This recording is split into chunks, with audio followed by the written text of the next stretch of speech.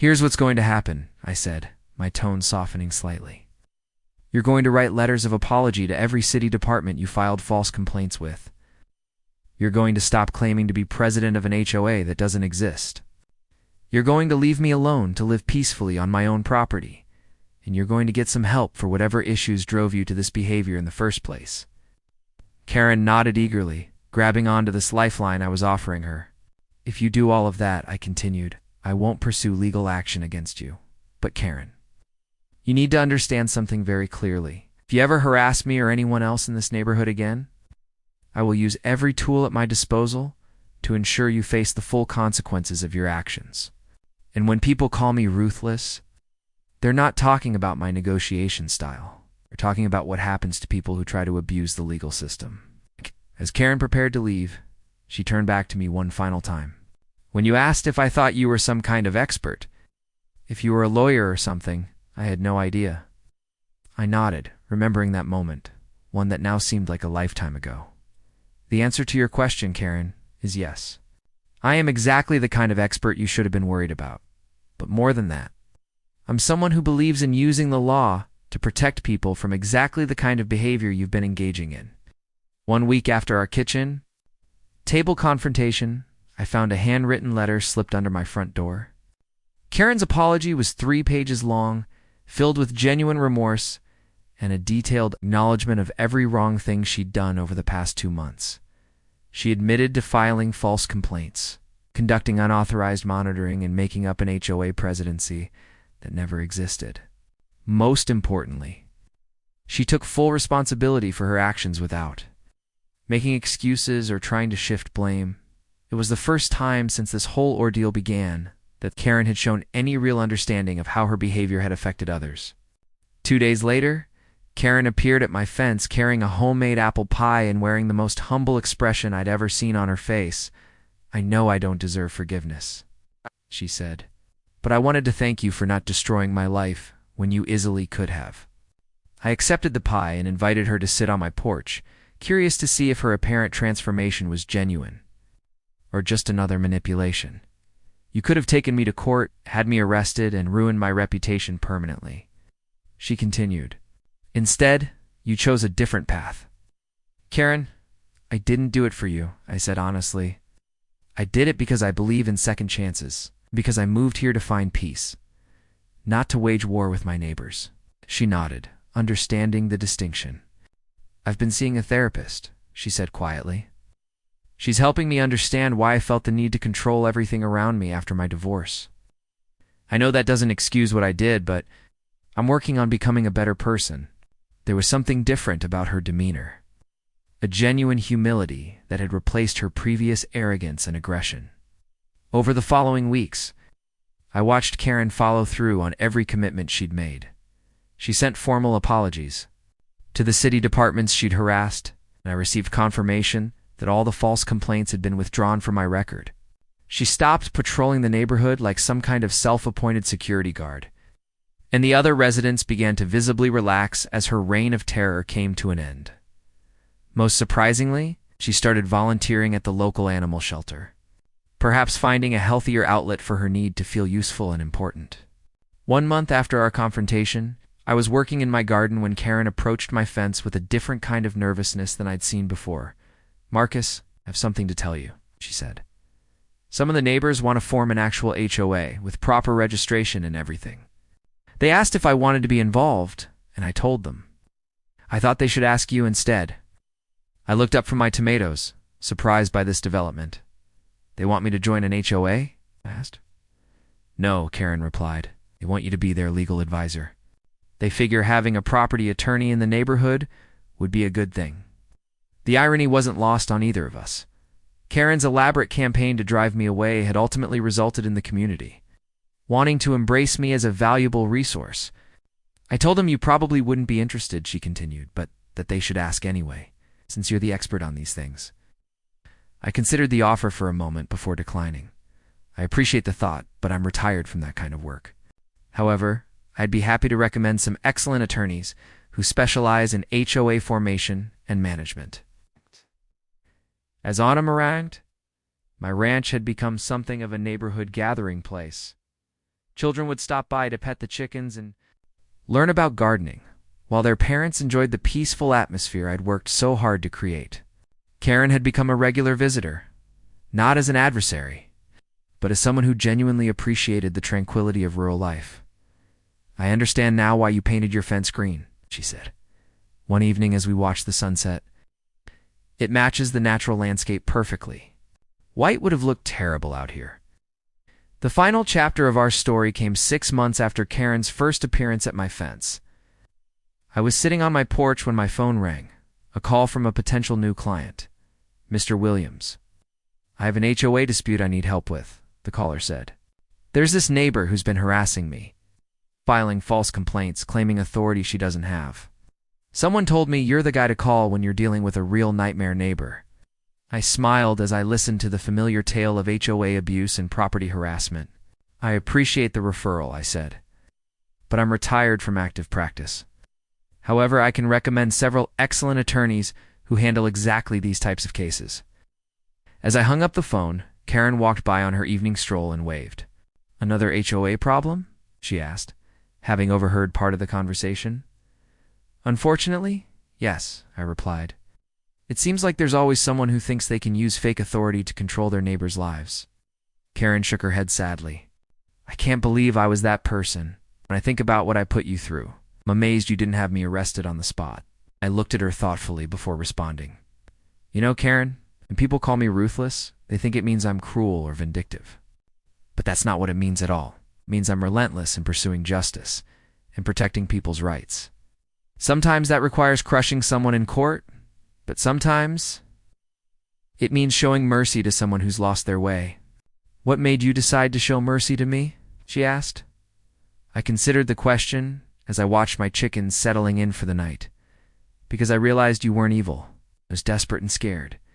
Evil people don't change, but desperate people can learn and grow if you give them the chance." Karen nodded, understanding the distinction. "Thank you for seeing the difference," she said quietly. "And thank you for being the kind of person who believes in second chances." As I watched Karen continue her evening walk, I reflected on the strange journey that had brought us to this point. She had started as my antagonist, someone determined to make my life miserable through false authority and bureaucratic harassment, but she had ended up teaching me something important about the difference between punishment and justice, between being ruthless and being wise.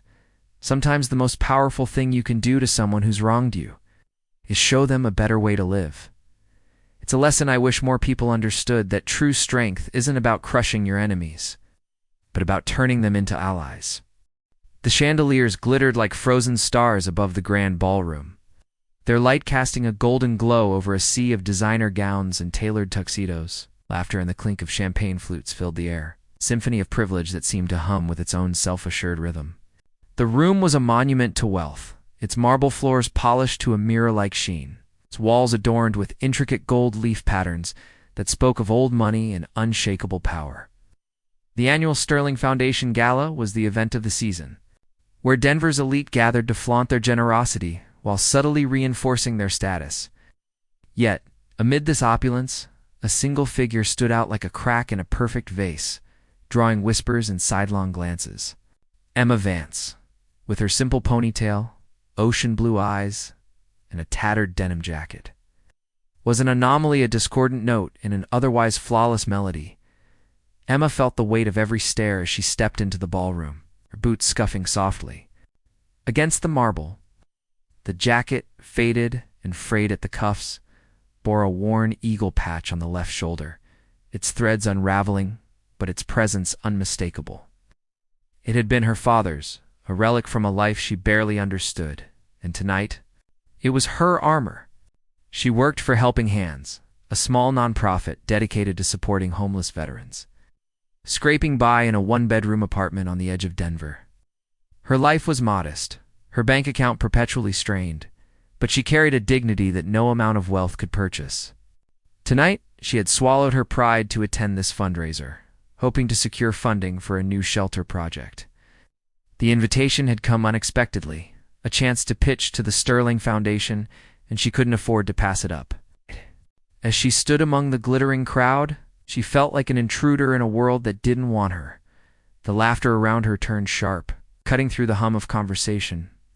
Brad Sterling, the 32-year-old heir to the sterling fortune and manager of the family's charitable foundation, stood at the center of a cluster of well-dressed guests, his tall frame accentuated by a tailored suit that likely cost more than Emma's annual rent. His perfectly styled hair and cold gray eyes exuded a confidence born of a life without want. Brad had grown up believing wealth equaled worth, a belief reinforced by the sycophants who surrounded him. As his gaze landed on Emma, a slow, cruel smile spread across his face. "Well, well," he announced, his voice carrying over the crowd.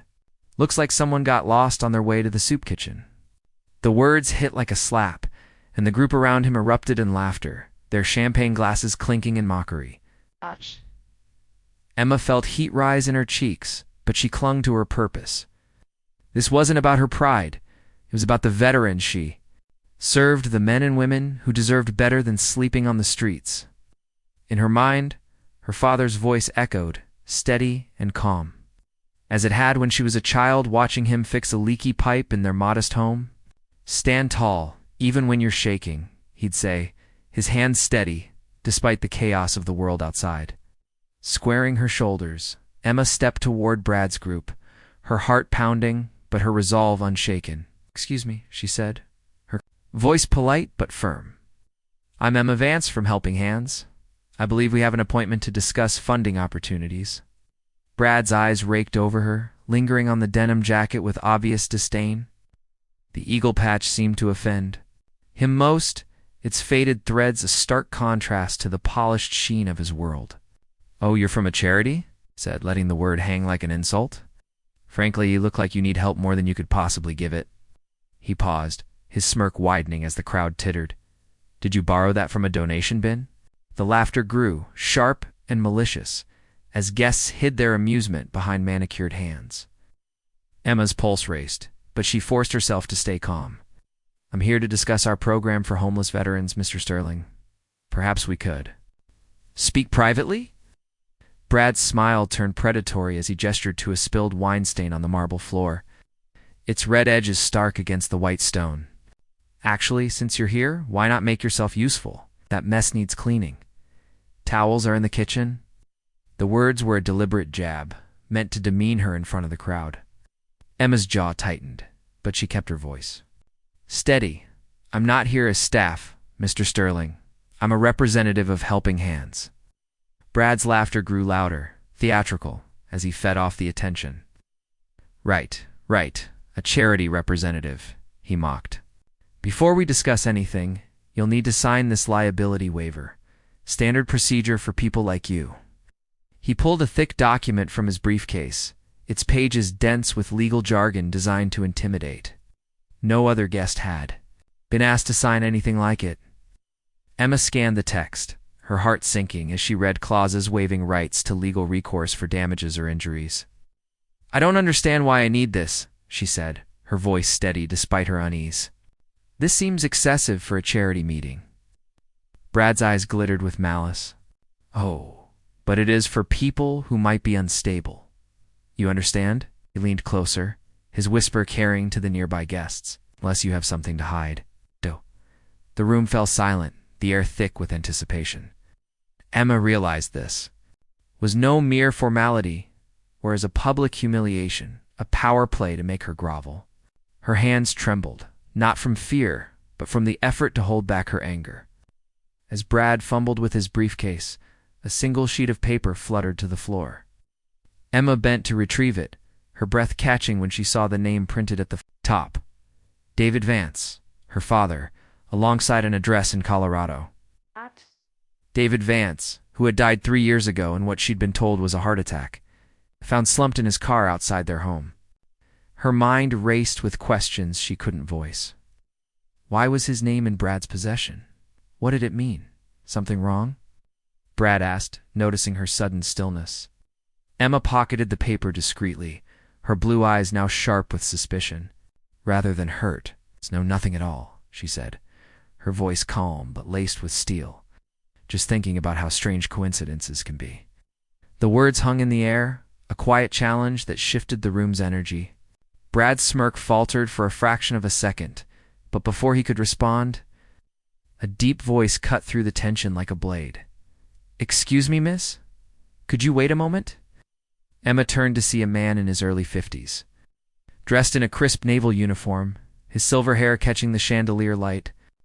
His weathered face spoke of years of service battles fought, sacrifices made, but it was his eyes that stopped her breath. They didn't just pause. They froze, as if time had rewound. The jacket, her father's jacket, no longer felt like a worn hand-me-down. In that moment, it felt sacred, heavy with a history she didn't yet understand. The ballroom's golden glow seemed to dim as Emma stood frozen, the paper with her father's name burning in her pocket like a coal. The chatter of Denver's elite, the clink of champagne glasses, the rustle of silk gowns all faded into a distant hum. Her ocean blue eyes locked onto the man before her. Captain Mike Harrison, his crisp naval uniform, a stark contrast to the decadence around them. His silver hair caught the chandelier light, but it was his eyes that held her captive wide, haunted, as if staring through her to a past she didn't yet understand. The faded eagle patch on her tattered denim jacket, her father's jacket, seemed to pulse with a life of its own, drawing the captain's gaze like a beacon. The room's earlier laughter, sharp and mocking, had dissolved into an uneasy silence, as if the air itself held its breath. "Miss, do you know where that patch came from?" Harrison asked, his voice low, trembling with a weight that felt intensely personal. It wasn't the measured tone of a decorated officer who had faced combat in 3 theaters of war, led men through impossible odds, and stared down death without flinching. This was something else, something raw, unguarded. Emma's heart thudded against her ribs, her fingers brushing the frayed threads of the patch. "It belonged to my father," she said, her voice steady despite the storm brewing inside her. "He passed away 3 years ago." Harrison's face paled, his military bearing cracking like thin ice. His shoulders sagged, and for a moment he looked less like a captain and more like a man carrying a burden too heavy to bear. "What was his name?" he asked, the question soft, almost a prayer, as if he dreaded the answer. Her throat tight. "David Vance. He served in the military before I was born." The words hung in the air, and Harrison's composure shattered. His eyes glistened, and he took a step closer, his voice barely above a whisper. "I knew your father. We served together on a classified mission in Colorado 3 years ago." Mission nobody talks about, nobody remembers. Emma's breath caught, her mind racing to piece together fragments of a past she'd never fully known. Her father, David Vance, had been a quiet man, his military service a chapter he rarely discussed. She remembered him as a fixer of leaky pipes, broken toys. In her own small childhood fears with a steady hand and a warm smile that made the world feel safe. But now, Harrison's words painted a different picture, one of danger and secrets. "What mission?" she asked, her voice trembling. Harrison's gaze dropped to the floor, as if the marble held the answers he was reluctant to give. "We were investigating the Denver bridge collapse. It was supposed to be routine, checking construction failures, but your father found something powerful people didn't want exposed. The Denver bridge collapse." The words hit Emma like a physical blow, conjuring images of twisted steel and shattered lives. 3 years ago, the news had been inescapable. 23 people dead, dozens injured, a tragedy blamed on engineering oversights. Her father had died shortly after, found slumped in his car outside their modest Denver home. The coroner's report citing a heart attack. She'd accepted it, grieved, and moved forward, clinging to his memory through small things like his jacket. But now, the paper in her pocket, David Vance, Colorado felt like a key to a door she wasn't sure she wanted to open. "My father died of a heart attack," she said, her voice barely audible, as if testing the truth she'd believed for so long. "That's what they told me." "He was found in his car, outside our house." Harrison shook his head, his eyes filled with a pain that mirrored her own. "No, Emma. Your father's life ended by consequence, not chance. He was a threat to something powerful." His voice dropped, each word heavy with regret. The night before he was to deliver his report, he called me twice. First to say he had evidence proof of something that could shake the foundations of those responsible. The second call. Harrison's voice broke, and he looked away, his hands trembling slightly. He asked if I'd care for you if anything happened to him. I didn't answer in time. Emma's knees buckled, not from grief, but from the crushing clarity that washed over her. The ballroom, with its glittering chandeliers and perfumed air, felt like a cage closing in. Her father hadn't just died, he'd been silenced. The thought was a blade, slicing through the fragile narrative she'd built to cope with his loss. She saw him in her mind's eye, kneeling by a leaky pipe in their kitchen, his hands steady as he worked, his voice calm as he said, "Every corner cut is a risk someone else pays for." That memory, once comforting, now carried a darker weight. The paper in her pocket seemed to pulse, a tangible link to a truth she could no longer ignore. Brad Sterling, who had been hovering nearby, his earlier mockery replaced by a growing unease pushed between them. His tailored suit and polished demeanor couldn't hide the flicker of alarm in his gray eyes. "Captain Harrison, there's a misunderstanding," he said, his voice smooth but strained. "The Sterling family has always supported veterans and military personnel. If there's anything about our construction projects..." Harrison's gaze snapped to him, cold and unyielding, cutting him off mid-sentence. "You're Victor Sterling's son, aren't you?" The question was an accusation sharp enough to make Brad flinch. "Yes, and I'm proud of that," he replied, but his confidence wavered, his hands fidgeting with his cufflinks. Harrison's expression hardened, his military bearing returning like armor. "Your father's company caused the Denver Bridge collapse. 23 people died, dozens injured, because he used substandard materials and flawed designs to submit the lowest bid." The words were a blade, slicing through the ballroom's veneer of civility. Emma's stomach churned as the pieces began to fall into place. The paper with her father's name, the rushed closure of his case, the way the authorities had seemed eager to move on, it all pointed to something sinister. "Are you saying my father was murdered?" she asked, her voice a whisper, barely audible over the distant hum of the gala. Harrison's face softened, but the pain in his eyes remained. He reached into his coat pocket and withdrew an old photograph, its edges worn from years of handling. In it, Emma saw her father younger, in his military uniform, standing with a group of men in front of a partially constructed bridge. The eagle patch on his jacket was unmistakable, its threads brighter than, a symbol of something she didn't yet understand. "This was taken the day before the collapse," Harrison said. "Your father suspected issues with the construction. He had concrete samples tested privately. The results were devastating proof of deliberate cost-cutting that led to the disaster." Emma's hands trembled as she took the photograph, her father's face staring back at her, his eyes filled with the quiet determination she remembered. "Why tell me now?" she asked, tears forming in her eyes. "Why wait 3 years?" Harrison's expression was heavy with regret. "Because I was a coward," he admitted, his voice barely above a whisper. "I was afraid of the same people who killed your father. I convinced myself one man's death wasn't worth risking everything.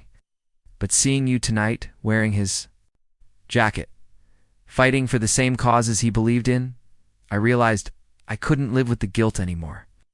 He reached into his pocket again, producing a sealed envelope, its edges yellowed with age. "Your father gave this to me for safekeeping the night before he died," Harrison said. "He made me promise to give it to you when you were ready for the truth. Inside is a key to safety deposit box number 247 at First National Bank. He said everything you need to know about his death is in that box." Emma's hands shook as she accepted the envelope, her fingers tracing the familiar handwriting on the front. For Emma, inside, along with a small metal key, was a note in her father's careful script. "Emma, if you're reading this, the truth about my death has finally come to light. I'm sorry I couldn't protect you from this burden, but I trust you to finish what I started. The truth about Sterling Construction and their crimes is in the safety deposit box. Use it wisely, and remember that sometimes the greatest courage comes from the smallest acts of defiance." The words were a lifeline and a weight, pulling her back to memories of her father, his quiet strength, his refusal to take shortcuts, his belief that integrity was the foundation of everything worth building. She clutched the envelope, her resolve hardening even as tears threatened to spill. Brad Sterling, who had been listening with growing alarm, stepped forward, his face drained of color. "This is all speculation and conspiracy theories," he said, his voice desperate. "You have no proof of anything." But Emma saw the fear in his eyes, the same fear she'd glimpsed when she'd pocketed the paper. It was the fear of a man whose carefully constructed world was about to crumble. The First National Bank stood like a fortress in downtown Denver, its granite facade reflecting the gray morning sky. Emma's hands trembled as she clutched the key, the weight of impending truth pressing down on her shoulders. Harrison walked beside her in respectful silence, his military bearing intact despite the emotional turmoil of the previous evening. The city buzzed around them, cars honking, pedestrians hurrying through the chill of early spring, but Emma felt detached, as if the world had slowed to match the pounding of her heart. The bank's interior was a study in sterile efficiency, its marble counters and polished brass fixtures a stark contrast to the chaos of her thoughts. The bank manager. The Sterling construction warehouse loomed like a decaying monument to greed, its rusted steel siding and shattered windows casting jagged shadows under the flickering glow of a single street lamp. Emma Vance walked toward the entrance, her boots crunching on the gravel-strewn lot, her father's denim jacket hanging loosely on her shoulders. The faded eagle patch on the left shoulder seemed to pulse with a quiet strength, a reminder of the man who had worn it before her, David Vance, a soldier who had died for the truth. Her heart hammered against her ribs, each beat a countdown to a confrontation that could end in justice or destruction. The wire hidden beneath her jacket was already transmitting, broadcasting live to news stations and law enforcement agencies across Colorado. If Victor Sterling wanted to make threats, he would do so in front of the world. Behind her, in the labyrinth of shadows cast by the surrounding warehouses, Captain Mike Harrison and Brad Sterling moved silently, positioning themselves for what could be their final stand. Harrison's military training was evident in his precise movements, his eyes scanning the perimeter where armed guards patrolled, their silhouettes stark against the sodium-lit night. Brad, no longer the arrogant heir, but a man broken by his own conscience, followed with a grim determination, his plain jacket a far cry from the tailored suit he'd worn at the fundraiser. Emma's phone had buzzed minutes earlier with a chilling message from Victor Sterling. "You're late. Come alone, or Detective Collins dies in the next 5 minutes." The words were a blade, cutting through her resolve. But she clung to her father's words. Sometimes the greatest courage comes from the smallest acts of defiance. The massive sliding door to the warehouse stood partially open, revealing a cavernous darkness within. The air smelled of oil and rust, heavy with the weight of decades of corner cutting that had built and destroyed Victor Sterling's empire. Emma stepped inside, her breath catching as her eyes adjusted to the dim light from a few bare bulbs dangling from the ceiling. Construction equipment loomed like silent sentinels, rusted cranes, half-finished concrete forms, stacks of steel beams that had never been used properly. In the center of the warehouse, tied to a metal chair, was Detective Collins, her police. Uniform torn and stained, her face bruised, but her eyes blazing with defiance. Emma's heart lurched at the sight of her friend, a woman who had believed in her mission at helping hands when few others did. "I'm impressed, Miss Vance." Victor Sterling's voice echoed from the shadows, cold and calculating, like a predator toying with its prey. He emerged from behind a concrete mixer, his expensive suit incongruous in the gritty surroundings. His dark hair was slicked back, but sweat glistened on his temples, and his hand shook slightly, betraying the cracks in his polished facade. "You've shown more persistence than your father ever did." His eyes flicked to the eagle patch on her jacket, a flicker of recognition or fear crossing his face. Emma's pulse raced, but she forced herself to stay calm, her father's journal and the USB drive's recordings burning in her memory. This was the man who had ordered her father's death, who had built an empire on the graves of innocent people. "Emma, don't do this," Collins called out, her voice hoarse, but fierce. "Don't trade the evidence for me. Too many people have died already." Victor silenced her with a sharp gesture, his hands slicing through the air, making her flinch. The warehouse went quiet, the distant hum of machinery the only sound. Emma's rage flared, a cold fire in her chest, but she kept her composure. "I brought what you want," she said, holding up a briefcase containing copies of her father's evidence and Brad's recordings. "All the evidence my father collected, plus the recordings of your conversations with him," let Detective Collins. "Go, and you can have it all." Victor's laugh was a hollow, chilling sound, echoing off the warehouse walls. "You really think I'm that stupid?" said his voice dripping with disdain. "Even if you give me everything, you'll just go to the police." "No, Emma. I'm afraid this ends only one way." His eyes glittered with malice, but Emma caught a fleeting glimpse of doubt, a crack in his armor. He could bleed. She saw Brad moving in the shadows along the far wall, his face tense with resolve, while Harrison positioned himself near the rear entrance. His military precision a quiet promise of backup. The wire beneath her jacket hummed, a lifeline too. "The outside world? You're wrong about one thing," Emma said, her voice clear and steady, cutting through the tension like a blade. "This isn't ending one way, it's ending the right way, the way my father would have wanted."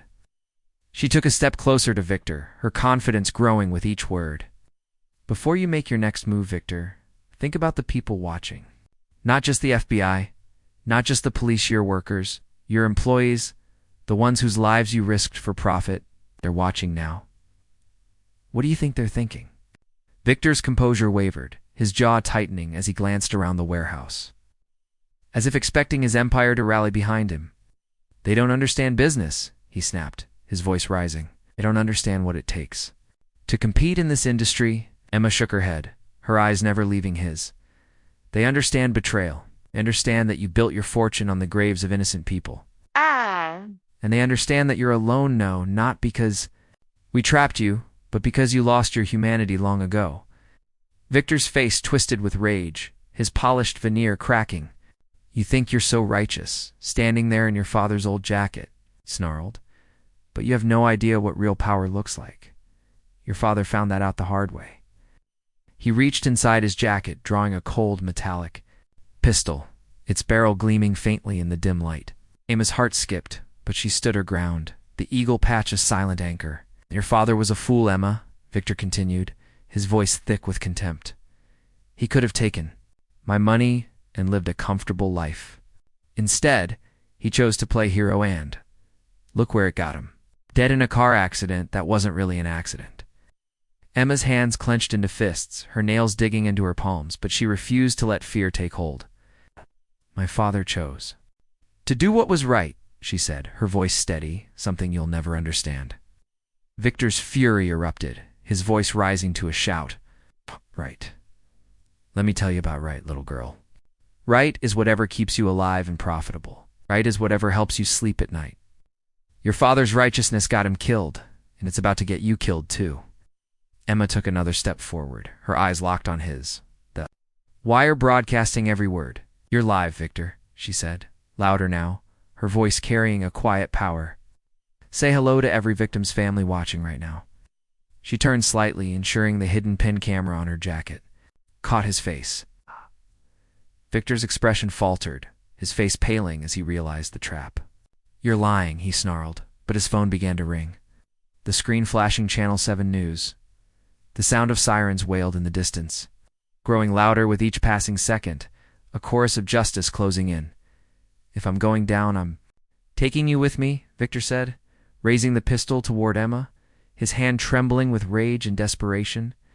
But before he could fire, Brad Sterling stepped from the shadows, his voice cutting through the chaos. "Dad, stop," he said, his tone filled with pain and determination. "Enough people have died, enough families have been destroyed. Over." Victor whirled around, his face a mask of rage and betrayal. "You did this?" he roared, the gun now trained on his son. "You helped them." Brad nodded, his eyes glistening with tears but his posture resolute. "Yes, I did," he said, "'cause someone had to. You taught me that family means protecting each other, but you forgot that sometimes that means protecting people from family members who have lost their way." The warehouse erupted in chaos. Emma dove toward Detective Collins, her fingers working frantically to untie the ropes binding Her to the chair. Collins's eyes met hers, silent thank you passing between them as the knots loosened. Harrison burst through the rear entrance, his military training taking over as he shouted, "Drop your weapon." His own pistol was trained on Victor, steady and unyielding. The warehouse seemed to hold its breath, the hum of machinery drowned out by the approaching sirens. Victor looked around, his gaze sweeping over the rusted beams, the broken windows, the ruins of his empire. "You have no idea what you've done," he said, his voice hollow with defeat. "Sterling Construction employs thousands. My projects. Built this city? You're destroying everything I've worked for." Emma stood, helping Collins to her feet, her voice fierce. "You destroyed it yourself the moment you decided profit was more important than human life." The FBI tactical team stormed through the doors, their weapons drawn, their voices commanding, "Drop your weapon. Get on the ground." Victor Sterling looked at his son, at Emma, at the crumbling remains of his kingdom, and slowly lowered the pistol. "This isn't over," he said, as agents moved in to cuff him, his voice a mix of defiance and resignation. "There are others, people, who will continue what I started." Emma stepped forward, her eyes locked on his, as he was restrained. "Then we'll stop them too," she said, her voice unwavering. "That's what my father would have done." As Victor Sterling was led away in handcuffs, his tailored suit now a mockery of his former power,